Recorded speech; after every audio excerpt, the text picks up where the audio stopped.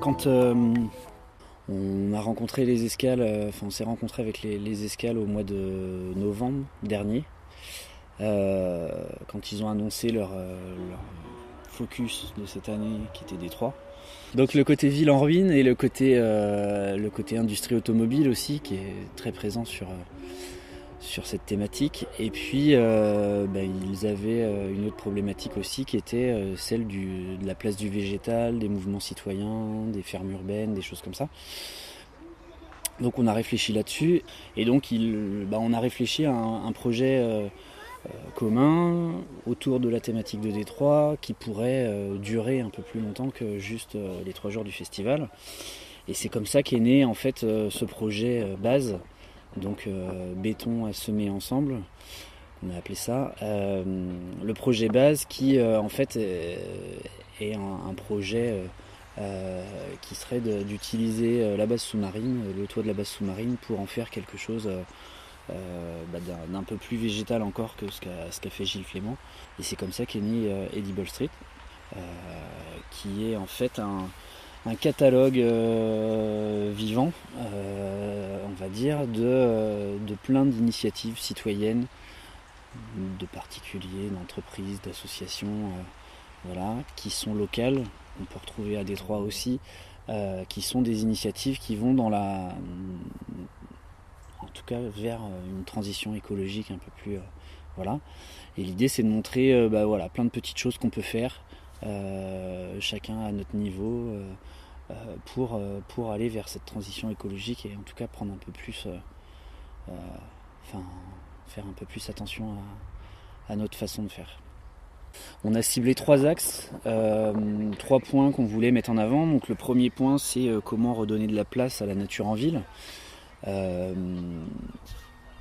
Donc par différentes choses de végétalisation, soit chez soi déjà, faire pourquoi pas pousser des végétaux sur des murs, sur des toits, sur des balcons, donc avec différentes possibilités, différents partenaires, la pépinière du Val qui sont des pépiniéristes de Saint-Nazaire, qui essayent de proposer en tout cas des plantes adaptées au climat. Ils font tout eux-mêmes, c'est de l'artisanat, voilà. Et puis sur l'espace public, c'est la démarche des incroyables comestibles qu'on a déjà lancée depuis pas mal d'années, mais qu'on veut continuer à développer.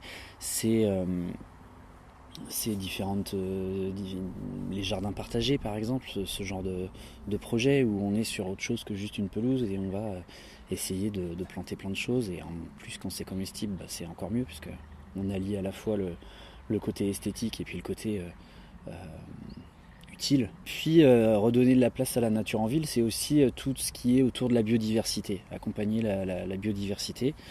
Donc c'est dans le choix des plantes qu'on va mettre. C'est vrai qu'une pelouse c'est joli, mais avoir des fleurs, avoir plein de choses autour, ça donne beaucoup plus de richesse, en tout cas à cette biodiversité.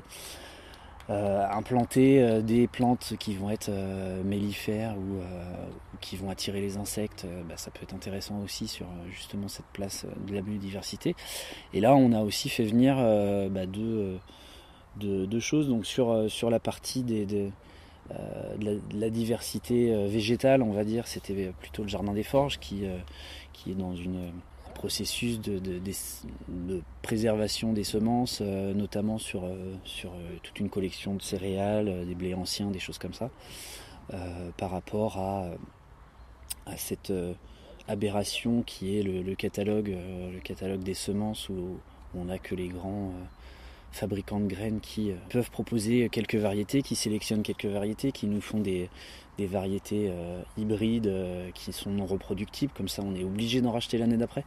Et puis l'autre entreprise, même, c'est pas une association, c'est une entreprise, c'était Happy West qui développe des ruches, installe des ruches en ville sur des toits, notamment auprès d'entreprises et autres, qui sont donc des apiculteurs de Saint-Nazaire avec qui on travaille sur plusieurs projets, et donc voilà, qu'on souhaitait aussi mettre en avant pour justement expliquer toute cette démarche autour de la sauvegarde des abeilles, entre autres, mais de tous les insectes pollinisateurs. Le deuxième point, c'était comment on peut produire et consommer autrement. C'est pas au producteur tout seul de changer. Du coup, il faut que le consommateur change ses habitudes pour que derrière les producteurs changent leurs habitudes, et toutes ces démarches autour de ça. Et là, on avait entre autres la ferme entre Chèvres et Choux, qui sont des jeunes nazériens qui viennent de s'installer en agriculture biologique, donc sur la production maraîchère, et puis bientôt sur du fromage de chèvre, l'élevage de chèvres. Et puis aussi une association de Guérande qui s'appelle Ceux qui s'aiment, et qui sont une association qui développe la permaculture, qui n'est pas juste une façon de cultiver, plutôt une espèce de philosophie, en tout cas, sur notre façon de concevoir nos interactions avec tout notre environnement. Les amis de la COP du Coin, puisque la COP du Coin est un projet d'épicerie coopérative et solidaire sur le territoire. L'idée, c'est que les gens qui veulent acheter dans cette épicerie participent aussi en temps, et que on soit à la fois les coopérateurs et les patrons et les clients. Et puis le troisième point, c'est préserver un petit peu nos ressources. Une des ressources qui nous paraît essentielle, c'était l'eau. C'est comment on peut économiser l'eau par différents moyens. Donc on a, au niveau du jardin, on avait donc Réservoir Bois, qui est une entreprise de Missillac qui propose des cuves de réserve d'eau en bois. Dans notre façon de produire autrement, par exemple l'alimentation, ils avaient aussi un prototype d'aquaponie qu'ils ont mis en avant, qui est en fait un système de culture où on élève des poissons. Les poissons, en se nourrissant, salissent l'eau, et en fait on va faire filtrer cette eau par des plantes qui vont permettre de produire de l'alimentation, puisque du coup on est sur du maraîchage à ce niveau-là, et du coup on va produire à la fois sur le même espace des poissons et des plantes.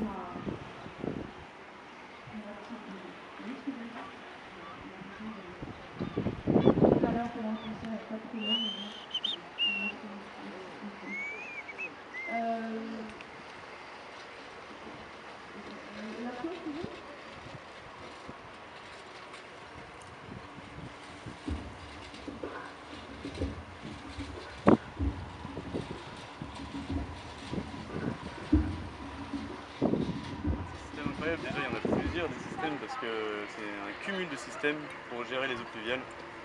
On a déjà la toiture végétalisée, qui permet déjà de stocker un maximum d'eau et de réduire les ruissellements. En fait, tous les systèmes vont réduire le débit d'eau et potentiellement le ruissellement des eaux pluviales. Donc là, on récupère avec notre gouttière, on a une petite chaîne de pluie en seau, ce qui pourrait être une chaîne, mais c'est quand même vachement plus joli avec des seaux, et ça permet aussi un petit peu l'évaporation, les éclaboussures. Ensuite, on a donc un récupérateur, un bassin paysager, un réservoir paysager.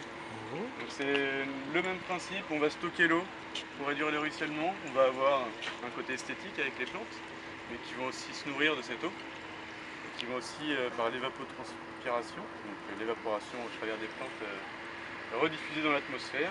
Et on a une suite de bassins qui appliquent ce même principe. Tout ça pour gérer l'eau pluviale.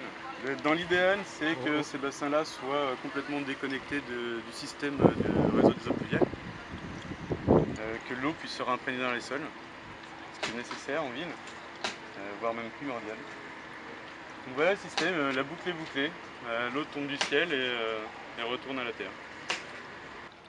Puis sur l'eau, il y avait un dernier point qui nous paraissait essentiel, puisque c'est quand même un des points qui consomme le plus d'eau dans un foyer, en tout cas qui gaspille le plus d'eau dans un foyer, qui sont les toilettes sèches. Et donc sur le festival, nous avions